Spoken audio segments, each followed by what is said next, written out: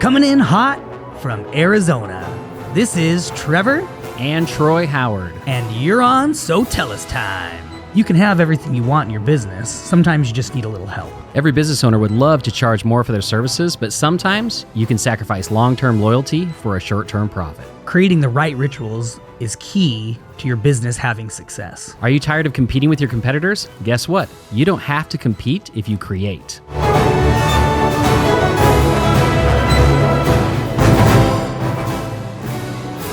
Good morning, So Tell Us Nation.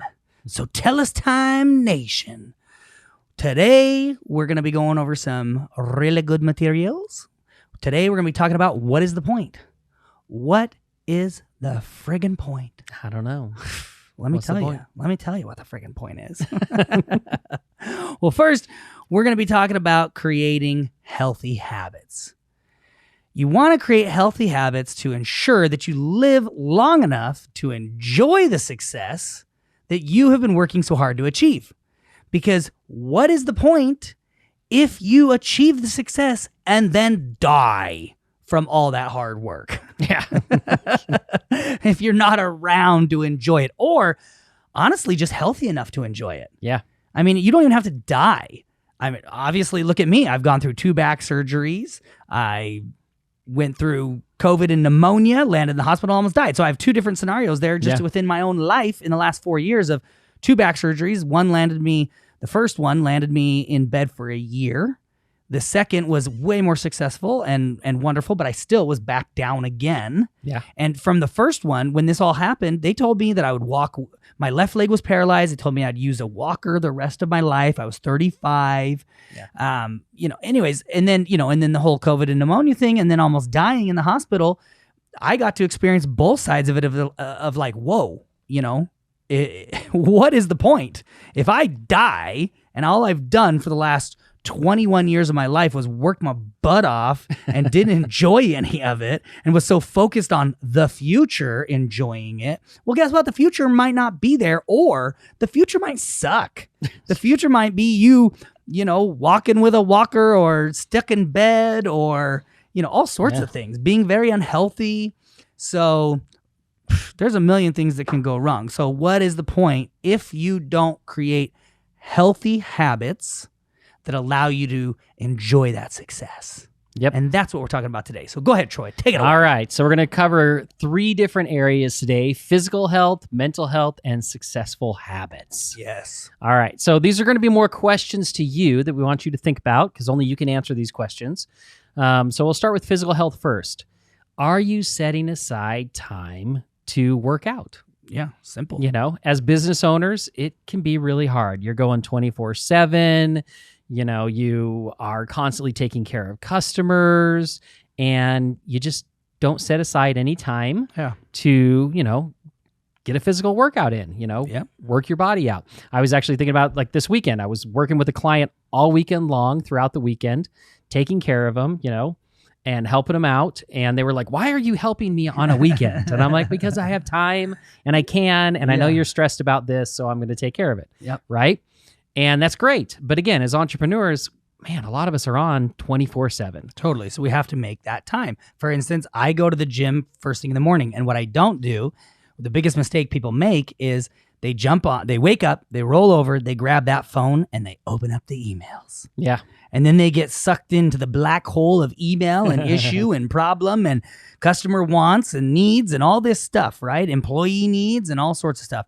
Nope. I roll over. I jump out of bed. I get dressed. I set my clothes out the night before. I get dressed and I'm off to the gym. Yep. I work out at the gym. I come home. I'm optimizing my time. I take a shower, get dressed, go to work. And then at work, I hit the emails and I don't get sucked into that black hole. Now, on the opposite side, Troy, however, gets up in the morning. I get sucked into the black hole. Gets sucked into the black hole. And then he spends his morning and his time, taking care of things, doing stuff, whatever, and then comes to work and has his work day. But 3:00 rolls around and I'm turning to him and going, you're supposed to leave for the gym, dude, because I want Troy to be healthy. And so I go in the morning, Troy goes in the afternoon. So we've created this great balance that people are where they need to be when they need to be there, so that if employees need questions answered, if there's issues with clients, or a client has an issue or something like that, somebody's here to help with it. But yet Troy and I both have our time that we're able to stay healthy by exercising. Yep, exactly. And it works out really, really well because, again, with clients in 29 countries, when I wake up in the morning and I pop open and I check those, I've got 200 to 300 emails. Yes, it's ridiculous. Both of us. 200 to 300 emails every single morning waiting to go. So I jump on there, I go through it, I check, I see what needs to be taken care of immediately, and while Trevor's at the gym, and then we do our little switch in the afternoon and I get to go to the gym and he's taking care of everybody, Totally. and taking care of our, not only customers, but employees, answering their questions, Absolutely. While I'm there. And that's the thing is you got to look at this, even like for me, from my perspective, it's like, what is the point? If Troy is not healthy as my business partner, like I don't even want to do this without Troy, and I couldn't do it without Troy. Like we both of our brains work in different ways that are perfect for having success. And so I want to make sure that Troy is healthy as well. He wants to make sure I'm healthy. So our question to ourselves is, what is the point if one of us isn't even here? Because then it's not as efficient and effective, and we wouldn't want to do it. Yep. All right. So a couple more questions on the physical side. Are you eating healthy? Mm-hmm. Do you actually plan out healthy meals? Do you pay attention to what you're eating? Or are you just grabbing whatever fast food thing is on the way in between the next job?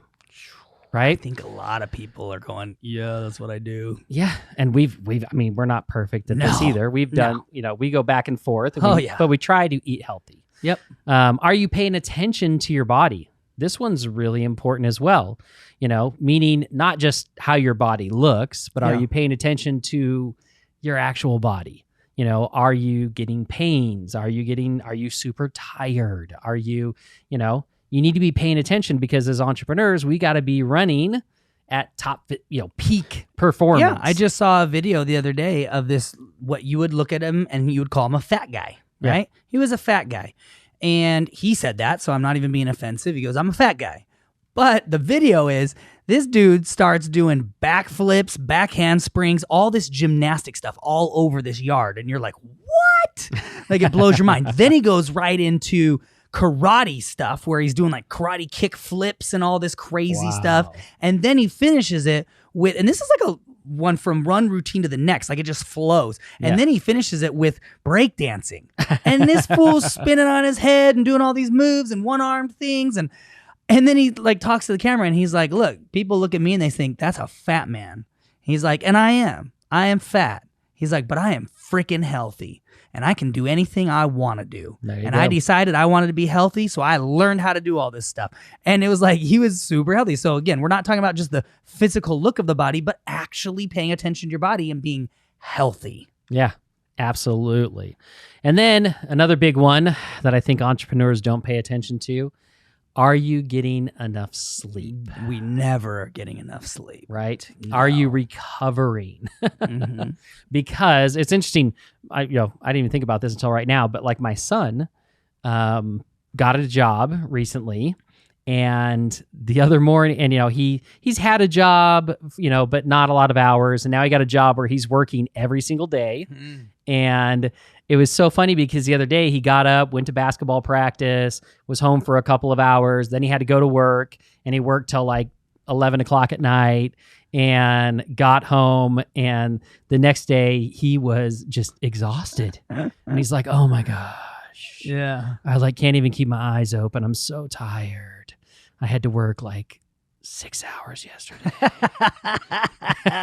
And he's like, but I did do 2 hours of basketball practice. Sure. So he did have a somewhat active day. Yeah. But I'm like, yeah, work takes it out of you. Right? Totally. I'm like, it really does. It takes a toll on our bodies, and not getting enough sleep, that's not right. getting enough rest. Well, sleep is where you get your recovery. Yeah. If you're not sleeping, you're literally not letting your brain and your body recover from the day before.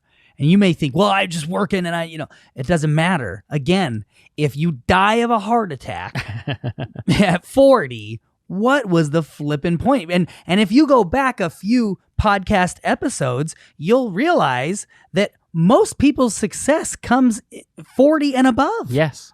So you might die right when the success is starting. That sucks. That does. Like, I've been doing this for 21 years already. Think about that. I'm 21 years I've been doing this already. And you guys look at me and I know you think, wow, what a strapping, young, handsome man. You know, I am, but I'm not as young as you think I am. But think about that. That would mean that like next year I have a heart attack and die. Yeah. And the success and what the statistics show is I'm probably going to get more successful but after that. So you should probably not die. So I should Stick around a probably little not bit longer. die. And so for me, I had to get into a better sleep routine because sleep, I didn't realize how important sleep was. And then I got this bad boy, and I'm not going to rep it or anything like that. It's called Whoop, but it doesn't matter. It started telling me a whole lot of things about my health and my body and my sleep and my recovery and all that stuff. And so I realized I am most optimized between if I go to bed by 10:30 and I wake up between 5 a.m. and 7. Okay. That's my optimal time. And so it's summertime. I'm waking up, you know, at 7 because the kids are still sleeping and this and that. And we're maybe playing a little bit more at night and stuff. But I'm trying to go to bed at 10:30 and I'm waking up at 7. Now, when kids are back in school, we have a morning routine. It's earlier than that. Yeah. Now, here's the thing is, can I sleep till 9? Heck, yes, I can. But you know what's funny about that is this thing actually tracks it. And I know I don't actually get better recovery, better sleep, better thing. I am actually more tired. Yeah. Like, it's the weirdest thing, right? You would think, oh, more sleep. Like, I actually heard a guy one time that said, oh, a doctor told me that if sleep as long as you can, because if you're sleeping, your body obviously needs it. Nope. Nah, that's not true. Some people are morning people. Some people are night people, night owls. And so if you're a night owl, well, then sure, maybe you're going to sleep in early, like a little later. But for me, I noticed that if I get up between 5 and 7 a.m., I have so much more energy throughout the day. Yeah. Which is just important. So again, it's about learning your patterns, your body, and having a healthy, Exactly. pattern, basically. All right, let's talk about mental health. This is a big one. And the sleep thing kind of goes into it because a lot of times we're like, I'm so busy. I only got like 5 hours of sleep because I've got to get all this stuff done. Well, guess what? If you're not recovering, then you're not going to have the mental capability to perform at your peak, which means even though you might get a few extra hours of work in, it might not be productive work. So let's talk about that mental health. A big part of mental health is, are you taking time to relax? Yeah. Right? Yep. Again, as entrepreneurs, when we're running 24/7, very seldom do we hit the off switch. Yeah. Right? So even if we're maybe not at the office, we're not working, our mind is going through things, about work and, this client and that, and what about this? And I got this problem, and we don't ever turn it off. And that is taxing on us mentally. Totally. So are you taking time to relax? And again, we've talked about this in one of our podcasts about scheduling your day out. Yeah. And go back and listen to that podcast. That one is awesome. Yes. But you should be scheduling into your day your relaxed times, right? Or your week, whatever it might be. These are my relaxed times. This is what I'm going to do. You can and you literally, like you said, you can schedule it into your day. Yeah. Like, say, I'm setting aside this 15 minutes. I'm going to shut my office door. I'm going to lock it. I'm going to turn the lights off. I'm going to sit back, or I'm going to lay down on my couch. And it's not necessarily that I'm going to fall asleep or anything. Right. And you don't even have to not be focusing on work. You might just say, this is my creative time where it's stress-free. I'm not thinking about issues or problems. I'm just being creative. Or I'm just going to let my mind go blank. Yeah. Or I'm going to, go to my happy place where there's butterflies in a field and I'm running through the field. Yeah. Whatever. Honestly, I'd have to say sometimes, or a lot of times, some of the best ideas I've ever had about work were when I was on vacation. Oh, for sure. Because I took time to not think about work. Yep. And then all of a sudden my mind's like, oh, this is genius. Totally. Right? So making sure you have that time to relax. And then, do you have ways to cope with stress? This is really important. You got to have a stress release. Yes. And so do you have things in ways? Do you have mechanisms that you use? Do you have coping mechanisms that you use to handle stress?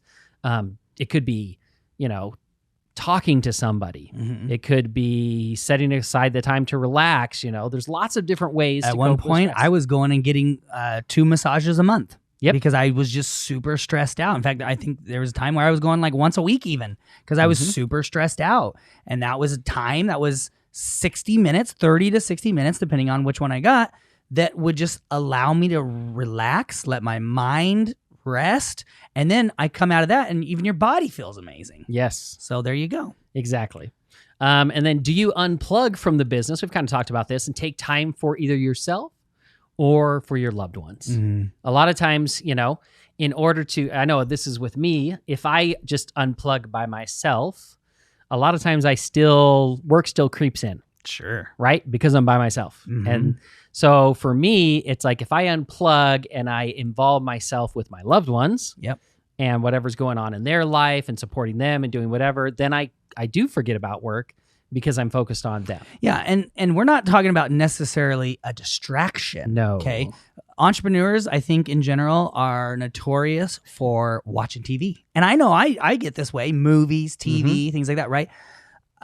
Because it distracts us. Yes. It lets our minds go away from work and onto this. But a lot of times you're watching action shows, or you're watching drama, and you're not relieving that stress. No, you're actually experiencing a different stress. Yes. And sometimes for a lot of hours at night.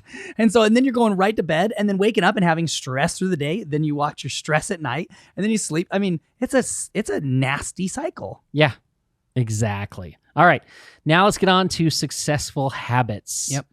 Have you created successful habits in your life?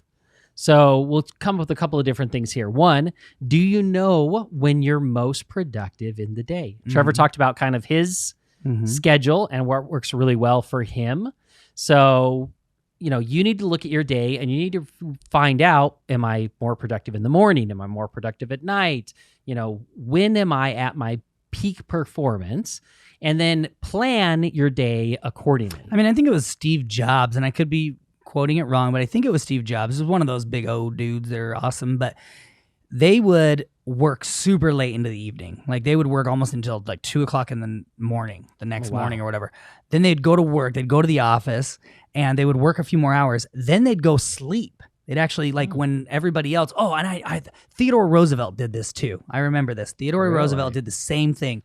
He would work all these, and it was just odd hours, but he still made sure that he scheduled in. Because remember, think about it. We're freaking entrepreneurs. And yes, like we have office and we have staff and we have whatever, but like we go 24/7. Yeah. So maybe it is that you have to throw something odd in the middle of the day. If that's what you need to do to keep this business successful, who gives a crap if you're going to lay down on the couch and take an hour nap or a 2-hour nap? Yeah. And then you're going to keep cranking and you're going to go, and whatever makes the business, don't worry about what other people think. Yeah. I mean, even your employees, don't worry about that, because ultimately what they want is a successful company that can continue to grow and have them help them find success as well, right? Right. So it was Theodore Roosevelt for sure, I know, would like get up, take meetings, and then he would go back to bed. And then he would get up and he'd take more meetings. And then, he had his whole schedule laid out, and he'd meet with this, chief of whatever and this, and that, and then again, but he would work super late into the next morning, I feel like. Okay. But yeah, if that's what you have to do, then do that. Right. So for one example for us is we don't plan important company meetings right after lunch. Totally. Because look, we all know you go out, you eat a big lunch, you come back and you're like, ugh, I'm so tired. Yeah, you eat all them carbohydrates. Exactly.